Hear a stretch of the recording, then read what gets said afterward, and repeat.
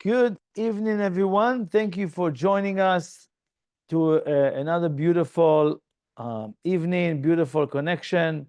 Obviously, the um, the weekly energy is this week is to build up until we get to what we call the end of the week, which is the beginning. Thursday night is the starting point of what we call the month of Adar, the month of Pisces, which is a different shift of energy, shift of connection. So hopefully if I have a chance, I'm going to share with you a few, but if not, next week I'm going to share with you more gifts of the month of Pisces, starting Thursday night, just to be aware that what's happening cosmically Thursday night until Saturday night.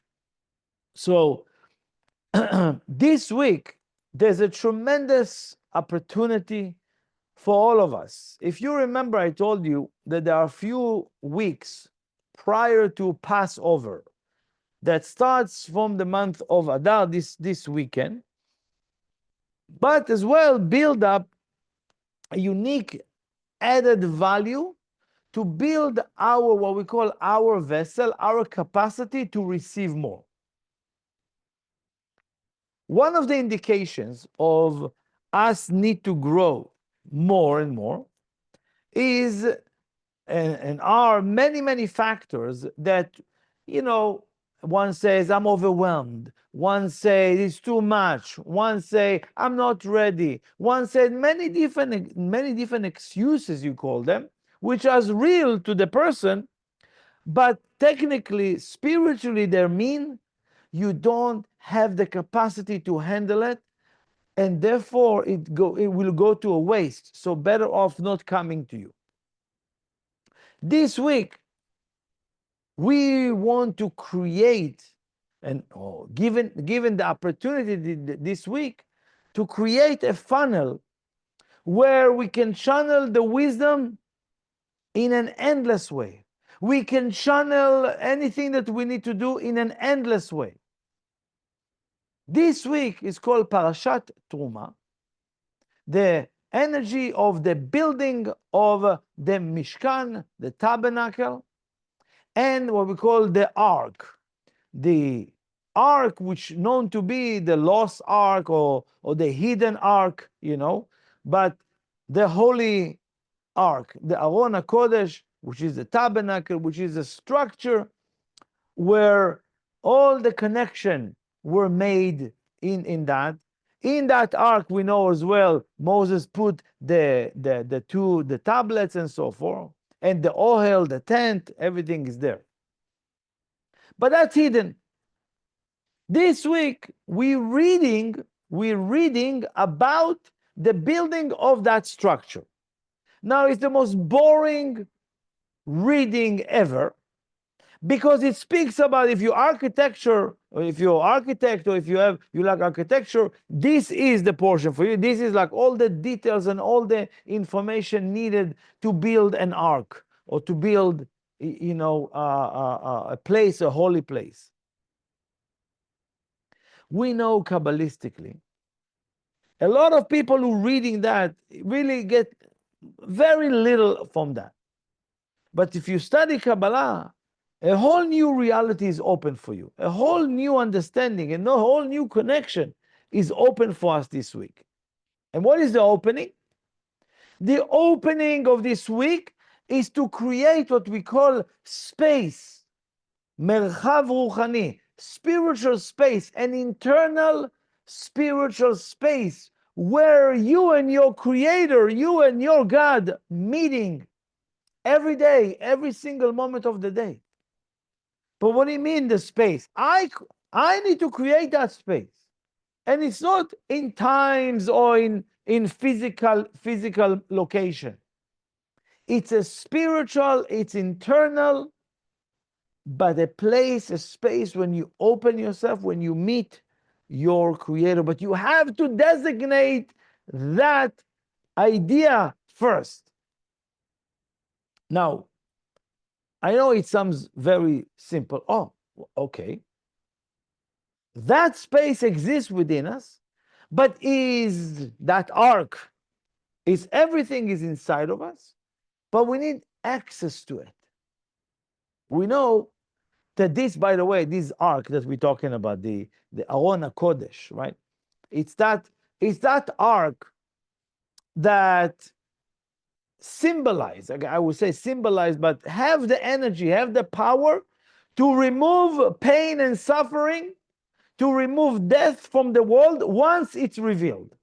Once it's revealed, you know, the sages, the prophecies say that the holy temple, the third temple, will be revealed once the ark is being revealed. What stands between us and revelation of the ark is collective consciousness, which means it says that when ekabetz galuyot l'Israel, when everybody, you know, coming closer to the consciousness of Israel, that ark will be revealed.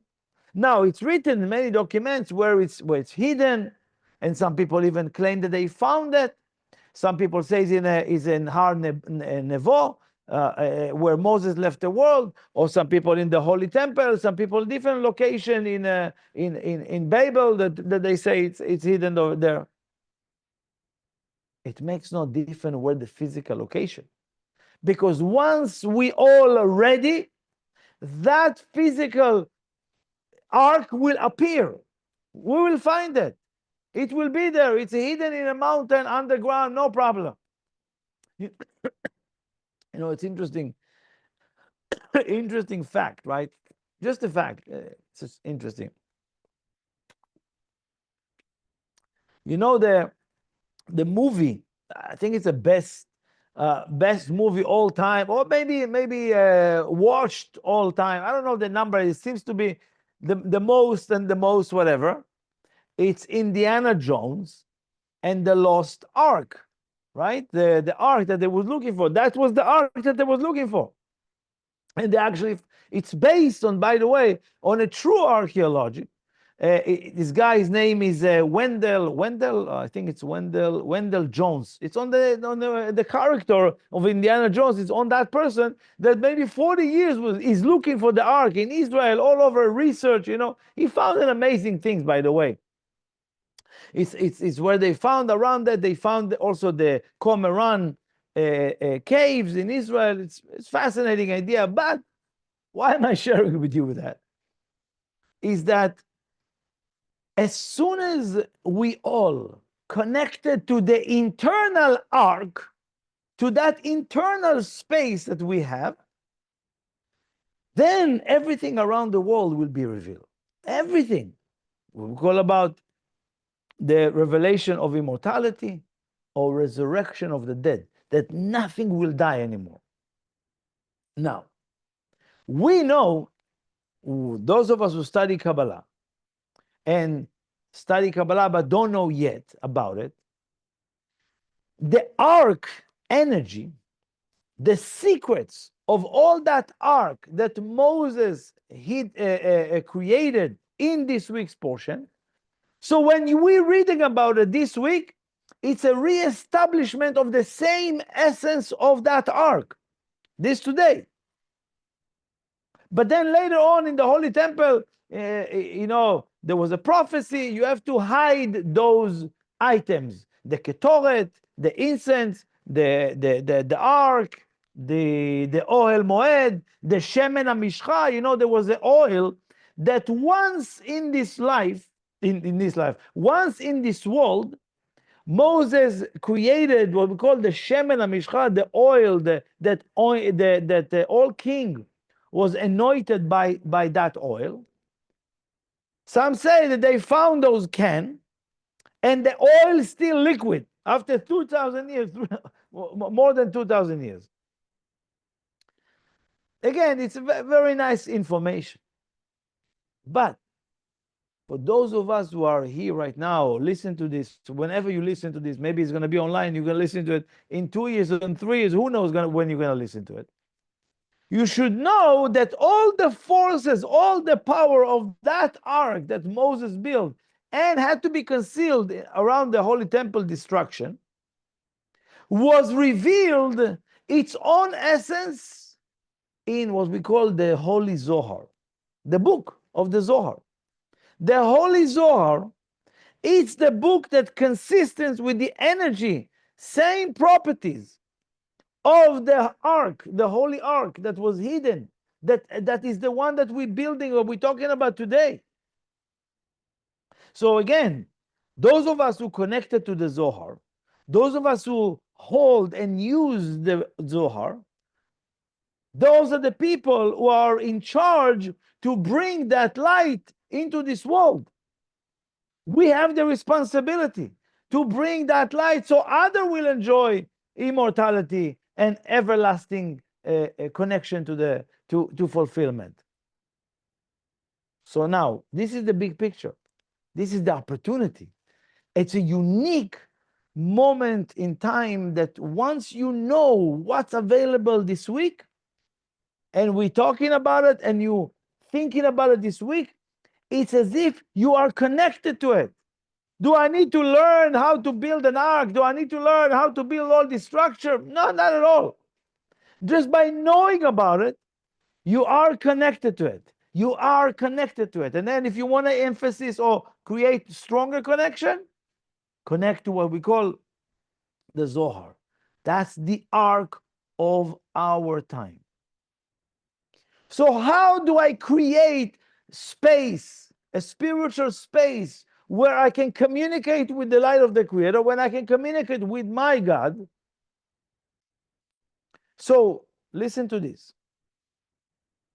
There's in the beginning of the portion, it says, there's one verse that it says, Ve'asuli mishkan, and you build for me an ark, Ve'shachanti betocham, and I will dwell within them.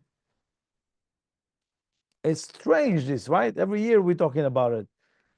You get an instruction, Moses instructing the nation. You have to build an ark. We have to collect money, build an ark for the Creator. But he's not going to go there. It's going to come to you. So why do I need to build all of that? Why do I need to build all these structures, spend all this money, and eventually he will come and dwell within me? So why do I need that ark? Why do I need that temple? Why do I need to build a temple if he's going to be with me? This is all codes, it's all beautiful messages for all of us. Ve'asuli mishkan, and you will make a temple for me, and I will dwell inside of you. And so, how do I create a space like that? Ve'shachanti betocham, which means it's only internal. Those of us who think we need to go and build something external, we have to remind ourselves there is nothing external. Nothing is out there. It's all internal work between you and the Creator. When he says shachanti, shachanti is the word which means I will dwell within them, or I will rest within them. Shachanti is from the word shechina. Shechina is that energy of connection. Of connection. These are all the energy of synchronicity. How do I know when I'm connected? You feel the synchronicity between everything around. You feel the inner peace when things are connected. You feel the connection between dots. You feel overwhelmed happiness without knowing what. That's when you start to create an internal. It's nothing to do with outside. The second step, step number 2 in building that space. It says, the energy started and says, Vaikhu li truma, right? The Creator comes to Moses, says, Daber el bnei Israel. Go speak to the Israelites, le'emor, tell them. Moses, go speak to the Israelites. It says, we need to build an ark, right? How? The instruction is, Vaikhu li truma. The Creator says, Tikhu li truma. Now, for those of us who understand the words, You know, it's wrong. It's wrong because take a truma for me, vaikhu li. What do you mean to me? For me, they take in a truma. Truma, the word truma is giving or contribution or donation or tzedakah, right? Truma is to litrom, to donate, to help, to support. That's what it says, truma. That's the energy of that. But it used the word לקחת, to take. To take, it's lashon kashe. It's the tongue, the energy of that is a little bit tough. It's a little bit more aggressive. Taking, right? It's about accepting or receiving, right? Or borrowing. Over here, it speaks about taking. Vaikhu, take. Has to be uncomfortable. Has to be almost forced. But it's between you, nobody else. You cannot do it for anybody, only for you. Because if it's easy, it doesn't activate the Mishkan. Anything that is easy in your life doesn't activate that ark, internal ark. Because easy doesn't mean you don't dive deeper. Easy mean I'm on the surface. Easy mean I'm not really putting any effort. Easy mean a very small vessel. Easy mean I'm very much fulfilled with a little bit. That's easy. I take a little piece of chocolate, I feel fulfillment. So you're not activating the Aron, the Mishkan is not activated. Has to be very difficult because like when you dig deep in the ground, comes a moment that there is a solid rock to drill in. You need a bigger machinery. If you want to go make it stronger, a stronger foundation, you gotta dig deep. And then he says, "Vaikhu li," to me. What does it mean, li? Li, me. It's very selfish. So lakacha, to take from the most selfish place of you. You have to give from the toughest place that is hard for you. You almost have to feel that something is being taken away from you because you selfishly want it, and that is the place to give from. That is the place you need to take and give that away, the hardest thing for you. Because only then there is an activation of the ark, which is teruma. Teruma, a real teruma is a code. Code of teruma is a word for tarum, elevate, hey. Tarum, hey. Teruma is if you split the word, you get two connections. One is tarum, which is to elevate, and the letter hey represents the world of physicality. This world of Malchut, the world of physicality, the world that we live in. You cannot be elevating, adding anything to this world if it's very easy for you. The world, the desire need to be to elevate the world of matter to the spiritual world, to the consciousness of light, that everything is light. This piece of window, this piece of art, this piece of wood, the chair, the bottle of water, everything. I'm no longer treated as physicality, but I elevated and I have the consciousness of light in it. This is what we need to do. Why? Because this is the ultimate consciousness of influence in this world for human beings. That they start influencing in the 1%, the physical world, become elevated and elevated more and more. And then you become an influencer, a real influencer, not the fake one. So when you drink water, and because you have the consciousness of the light in everything, it's as if you elevate everyone around you when that action takes place. And it's no longer a physical act of eating or sleeping or taking or even talking or even building a product. Now the product is not just a product that people buying and putting in the closet. It's a product that keep giving them energy and fulfillment because it's infused with the light, because you elevated that. What we call truma, a real contribution. A real contribution. Anybody here would love to help somebody with something that they don't need help with? Makes zero sense. Why? They don't need help, right? Why am I helping them? They don't actually ask for it, they don't need it. So it makes not much of a difference. You want to be able to contribute. A real contribution is when there is a real shift, a real influence. That's what we all want. So again, this is the second point. Like Chuli Truma, it has to be from a taking. I'm taking from me, I'm taking from my plate, I'm giving it. The hardest thing for me. Third point of that same idea. The Zohar asks, like the Torah asking, okay, Vaikhu li Truma. From who? Who should give the Truma? And this is what he says. Me'et kol ish asher yidveno libo tikhu et terumati. This is, for those of you who understand, it should be make no sense over here. Listen to this. Me'et kol ish. Take from anybody. Me'et kol ish. Take from everybody. Everybody want to contribute to the holy temple? Can. But no. It says forever, kol ish, for everyone, but not from everyone.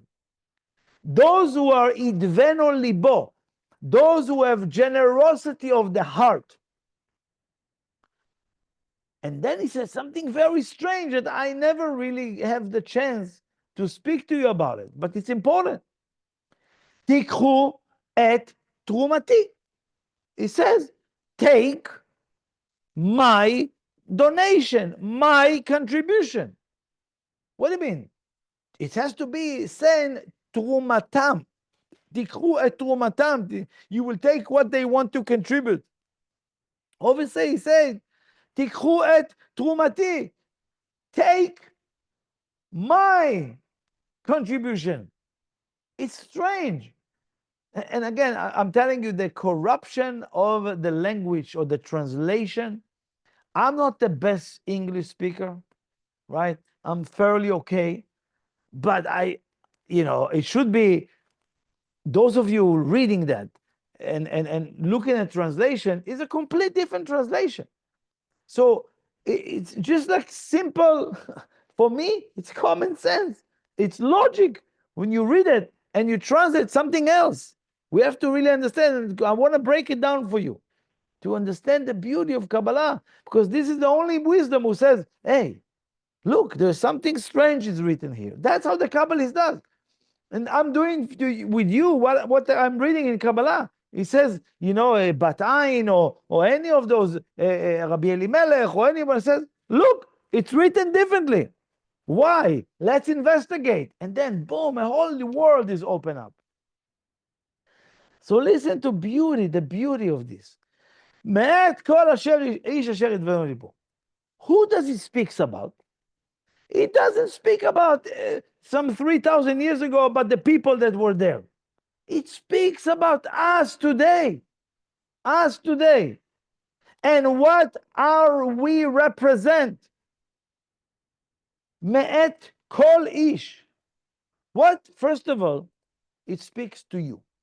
This week, the Creator comes to you and says, okay, what do you have to offer? Think about it. If you see today in your life, what am I offering to the world? I'm a simple guy. What am I offering? What? Tell me what. What are you offering to the world? Right now, in your life, currently. In the future, when I'm going to build a business, or when I have money, or when I'm going to get whatever, the inheritance, or whatever it is. Then I'm maybe going to do something for the world. Or when I'm going to be famous.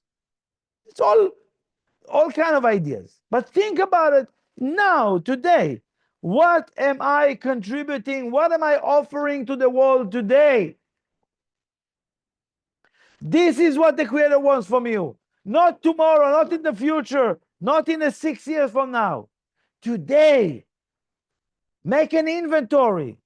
What am I contributing today? What am I offering today to the world? That's first understanding that we're not talking about tomorrow, talking about now. Second idea of that is who? Only those of us that idveno libo, that our heart is really giving from the heart. We all can give from the logic. We all can give because it's the right thing to do. But to really offer something from your heart, it's very rare. It's very rare. So that's on the simple level, only on the simple level. Now, we should know there's two ways that people influence others or the world. Two ways. One, hashpa'a mege'ava. I like to influence, but it comes from my ego. It comes from my ego. And there's another way to influence that comes from the Creator. I'm influenced because the Creator allow me to influence, not because I want, because I'm thinking to influence. Because when somebody have idvenu libo, you know, idvenu is when your heart generosity. But if you read it correctly, idvenu, it's also a code, yad bo, yad banu, which means my hand is all over my influence. You know, when you give something to someone, right? Imagine somebody give you something and then you try to take it and they're still holding on it, you know? Pay attention. Sometimes somebody want to give you, but they don't really want to let it go, you know? That's, you know, that I'm saying that your hand still attached to that influence. Your hand still attached to the contribution. You know, is your ego controlling you. You know that you want to influence with your pride, with your ego. And therefore, met kol ish. Ish is a man, a person. Ish. The word ish is a person, but it's a code. There is an ish that when you connected to ego and your negative side, your evil inclination, when your hand is attached to everything you give, you are ish, but you are man that connected to the negative side. You are channel for negativity to this world, for more ego. Lack of light. When you do something to influence, but your hand is all over, you have a fingerprints all over. When you yado bo, yado eban, being your hand is attached to everything. Your hand is attached to the heart. Yeah, I'm giving you my heart for my heart, but I'm holding on it, right? You become an ish, you become a channel to more ego and lack of light in the world. But when you have really dvenu libo, when you have really the generosity of the heart,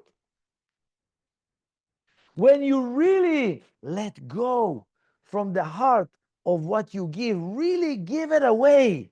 Really give it away. Most of us are so stingy in our love, so stingy, so selective. And therefore, because that's why our heart is closed. Because, oh, I don't want to give them a lot. But you see, your hands are there. We need to use our hand to completely release, relinquish, let it go, and give your heart, give your love, give from your love. When you offer, really give from that, from the generosity, but don't hold on it. There's a saying that the Kabbalists always refer to. מה שיוצא מהלב נכנס אל הלב. What comes from the heart goes directly to the heart, not to the mind. And therefore, idvenu libo. Who you going to take offering from? from those who have the generosity of the heart, those of us who are letting go of our hands attached to what we give, what we do, what we influence. Let go. Give your love. Give with love. Give without any condition and barriers. Because when people say, oh, I only gave, I'm giving from my heart, the only way you're going to know is later on when you not get in return something. So really work on it in many different ways. A real generosity is when your hand is not attached to it. A real generosity is that you don't control that. It's without an end. Then you have Mikol Ish. Then you activating the real Ish, the real human, which is what? Mashiach consciousness. Because you have to understand, this is what you become, a private Messiah to your friends, to the people you influence with. You change their life with this type of behavior. Number 4, lesson number 4 from this idea. Then he says, and this is a phenomenon. This is, if you really understand that point, I'll be very, very glad that we can accomplish it. Why even one person will be so happy? And he says, Tikhu et trumati. When he says, take my contribution. Wait a second.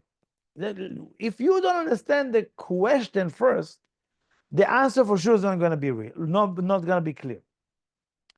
If I had somebody, hey, can you help me? Okay, but I'm going to give you something and you're going to give me back the same thing in return right away.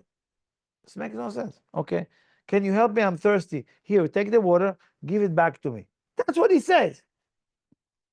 Does that make any sense? That's literally what he says. The creator comes again, okay, take the water, now give it back to me because I'm thirsty. What do you mean? So why you give it to me? Keep it.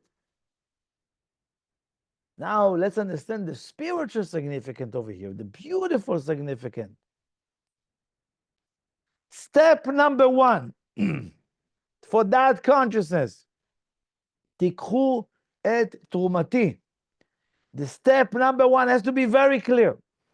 Everything in my life, everything in this world belongs and owned by the creator of this world.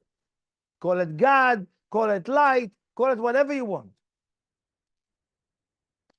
And when you give something, you don't give something of your own. You give something that belongs to the creator. You have to understand what I just said right now. You don't give of your own. My money, my this, my that. What do you mean? It's not yours. It belongs to your body. Is being given to you as a rental. It's not yours.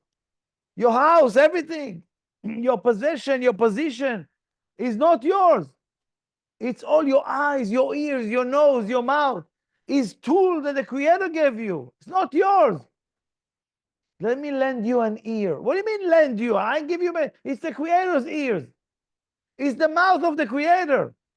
I'm just borrowing to share with you right now. Everything that you act, any energy you use, any movement that you make is because the creator, the light, is reviving you. He's giving you the opportunity to drink that wine or to take that pleasure, but it's not yours. Imagine, let's say we're swimming in a pool. Okay, same pool of water. And then I'm taking some of the water around me and I splash it on you. Oh, look, I give you a little bit. Does that make any sense? You says, what do you mean, Benjamin? This is the same water. It's my water. No. I'm wet from the water over here. You wet from the water over there in the pool. No, it's the same water. Same water. It's a joke. Or imagine,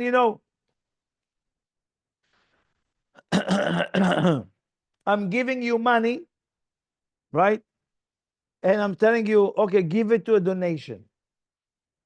So is that something that you did?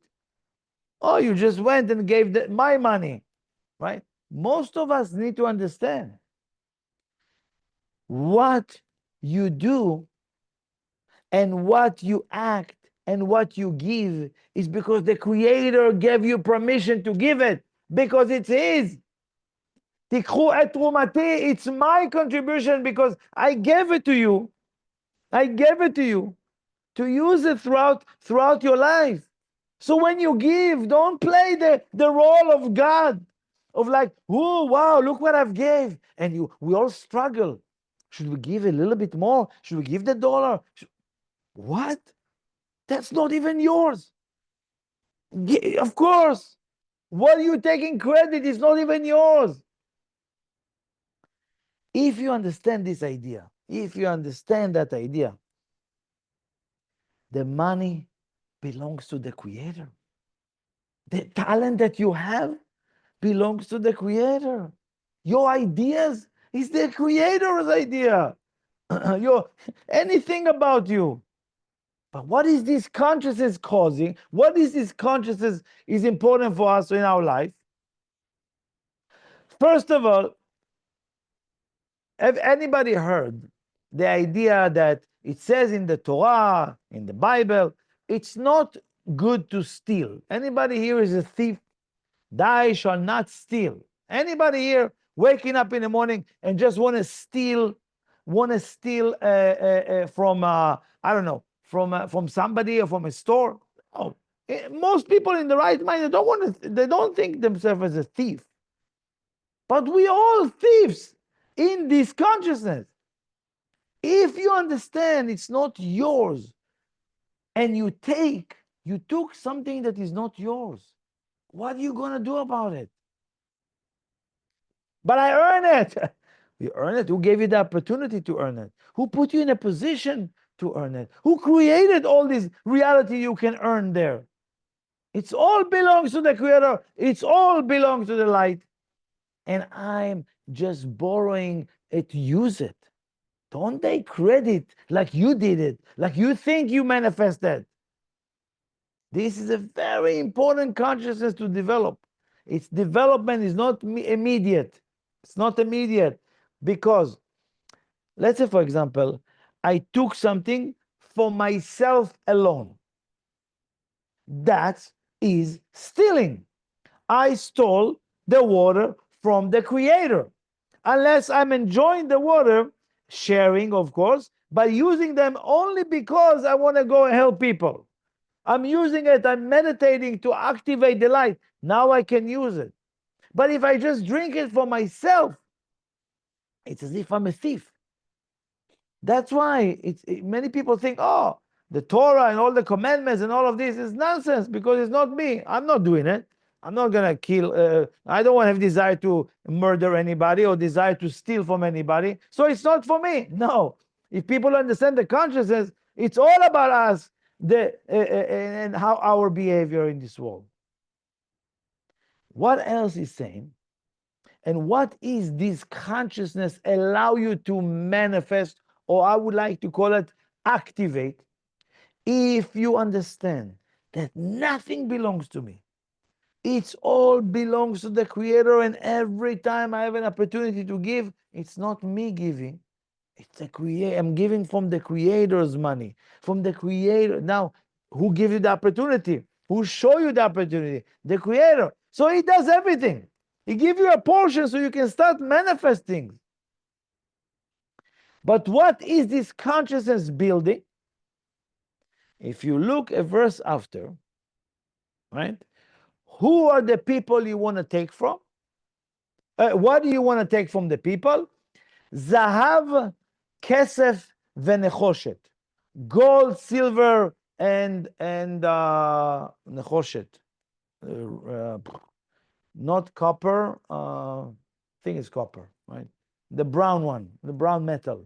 Okay. So anyway, bronze. Okay.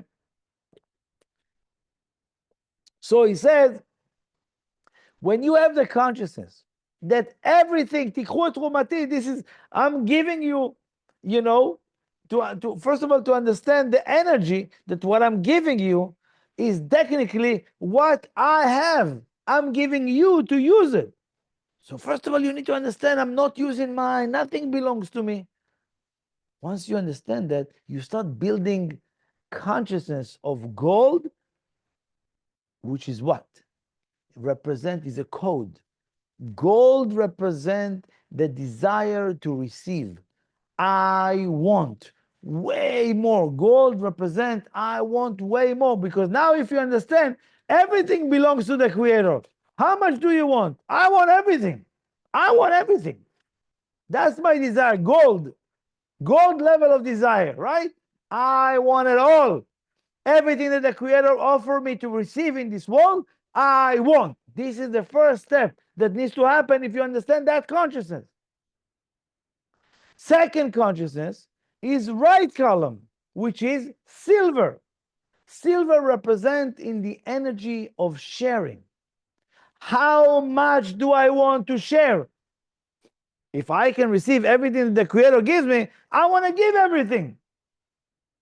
Very simple. Because if you give what the Creator gives you, He's going to give you endless.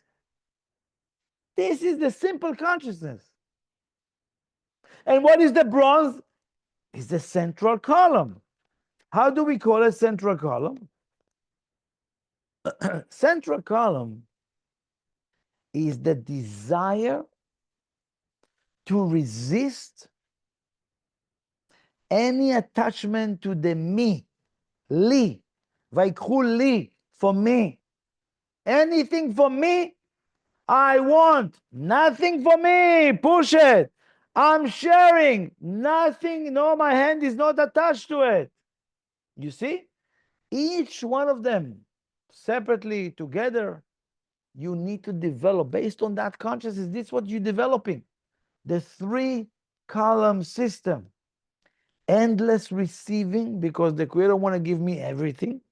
And everything in this world is for me to give. Endless giving, because if the Creator give me everything so I can start giving, I can give everything. Endless giving. Not like a little bit, not monitored. And the desire to resist anything that is finite, anything that is end with me, for me. Only to influence with the light of the Creator. Then, as a result of that, you create a structure, a temple, where the Creator can reveal to you, where the Ark is revealed to you as a source that is already there within us. But we have no access for it, because we don't have the way to communicate with that Ark. It's like, imagine you have a quantum computer, internal quantum computer, but you have no keyboard or any way to communicate with that. Any cable, no connection, but it's there. So imagine if you have a quantum computer at home. I know, for those of you who don't know what quantum computer is the strongest one, okay? The measurement is too much for us to understand. But quantum computer, imagine you have at home quantum computer. But what am I doing? I'm just browsing Google or whatever. I'm browsing YouTube. For that, you don't need quantum computer. That's what it is. We are in human being installed with that ark. And we meant to reveal immortality, outrageous reality, teleportation, all the all these hyperloop that they created. It's us, we can do it without any physical things. How you can access this ark? When you build that system. You have to build it. The Asuli Mishkan, this is what you do this week. Fifth, I know it's a little bit longer because it's very powerful, and I know we have time later on to listen to it, so listen to it in your time. It says the structure of how you build it. It says, מבית ומבחוץ תצפנו. He says you have to put, when you build the tabernacle, Moses gives the instruction, you have to cover all the wood inside and outside. The ark has to be outside gold and inside gold. But he says, why inside gold? Nobody's going to see it inside. It's going to be 2 tablets inside or whatever, the inside. So why it has to be gold? To be regular, nobody, right? The idea is that internal change, that internal change we're talking about is not a change that somebody need to see. Oh, look, I'm in gold inside. No, it's your own internal change. Nobody need to be busy with, oh, show people how much you change and what you change. An external change is to work, because if you want to extract or to open your ark, you need to be able to change also the environment, the people that you hanging out with, the people that surround you, okay? The books, what type of books do you read, right? What type of messages do you get, and who's your go-to to get a message or to get an information where and what to go? That we mean external change also need to change, not just internal, okay? We learn that the Zohar is decipher all the codes that exist in this world. If you connect to it, you connect it to a coded reality, the reality that is decoded by you.